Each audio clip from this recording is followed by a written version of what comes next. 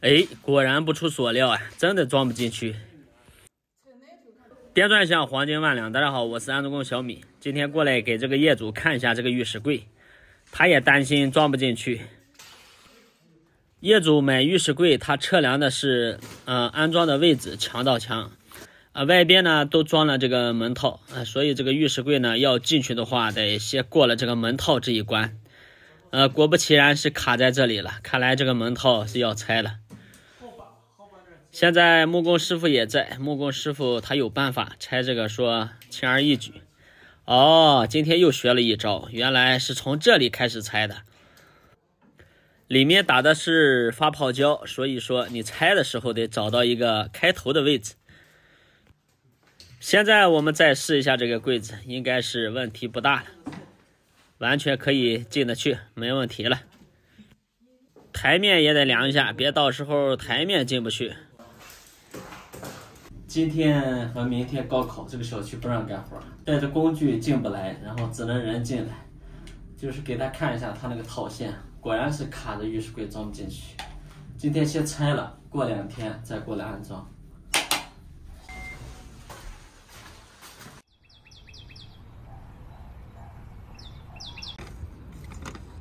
今天我们又来装这个浴室柜了，上一次啥也没干成。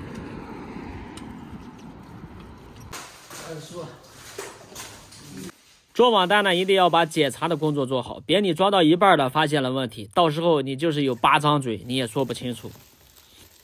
检查没问题，咱就开干。这俩脚阀是业主自己买的，好脚阀呀。看一下这个柜体吧，这个柜体还得自己打孔，商家都舍不得打，那咱替他打。这款网红柜呢也是岩板的，安装高度呢是80，台面厚度15公分，也就柜体安装高度呢是离地65。给大家看一下这个记号笔吧，这个记号笔是比较长的，而且它在这个地砖上画是不会有那个收缩的痕迹。之前用的这个儿童水彩笔呢，在这种有蜡的地砖上画上线，你看隔一段时间它这个线就会收缩。上咱们的神器啊，自从有了这个支撑器呢，干活确实省劲很多呀。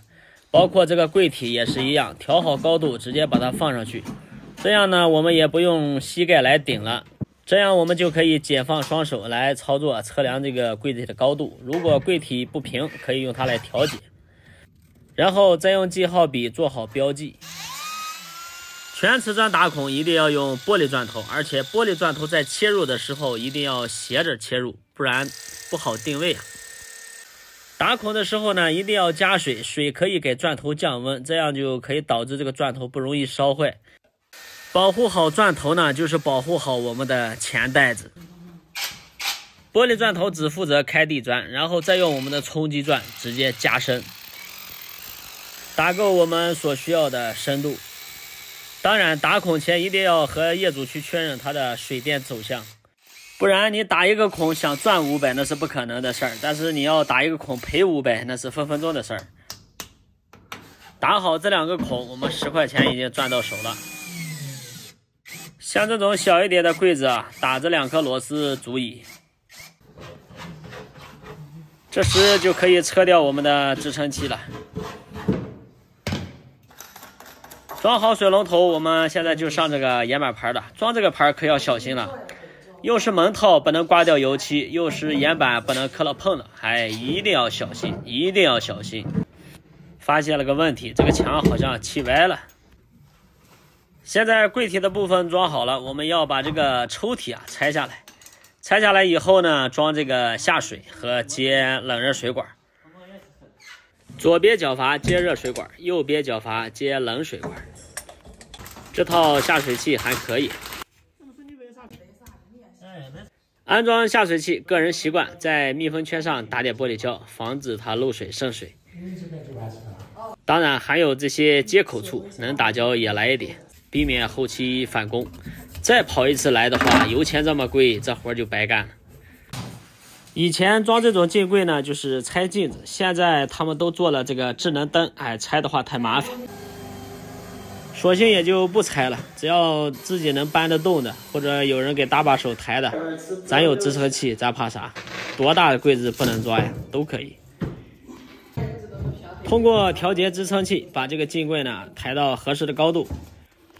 看一下这个厂家配的螺丝吧，这个螺丝包里面拆出的螺丝，这个螺丝呢完全不能用，太短了。厂家连自己的产品难道都不了解吗？还好我的包里面有这种长的吊浴柜的螺丝，哎，这个还差不多。就这4颗螺丝，咱给厂家怎么也得省50块钱，是吧？我觉得是50块钱有。看到这里，我这个支撑器是不是非常好用呀？我把它挂在橱窗小店了，自己去看吧。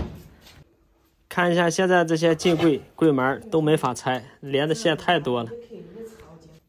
镜柜安装完毕，我们最后的工作呢，就是粘这个挡水条了。两边的缝隙比较大，所以要用挡水条来遮盖。左侧边的这个挡水条呢是有瑕疵的，这个要给它做个处理。客户家呢刚好在另一个卫生间也有这个挡水条，但是他没有用，所以我们拿过来帮他切割一下。这个费用呢是由厂家来出的。如果我们切割不了的话，厂家要重新补发。补发呢，这一根挡水条很容易折的，而且厂家还要出一个2次上门费，这无疑对厂家来说是最好的选择。这个活从头干到尾，其实为商家省了很多钱，但是商家不这么认为。第一次我的空跑费没有装成嘛，他的镜柜没有让他发螺丝吧，这个挡水条我现场给他切的，但是加了50块钱，商家觉得太贵了，甚至都要投诉我。突然间我觉得人与人之间打交道，中间夹了一个平台，哎，就因为这个平台搞得人与人之间没有什么人情味儿。哎，言归正传吧，我浴室柜是装完了，但是之前木工师傅把这个拆了，他的活也干完了，我顺便把这个套线呢给他也扣上去。我那天看他拆这个是很简单的，那装肯定也简单，打点胶的事儿嘛。要不然大老远他再跑一趟过来太麻烦了。最后我们拍照上传完工效果图片，验收周期半个月就到账了。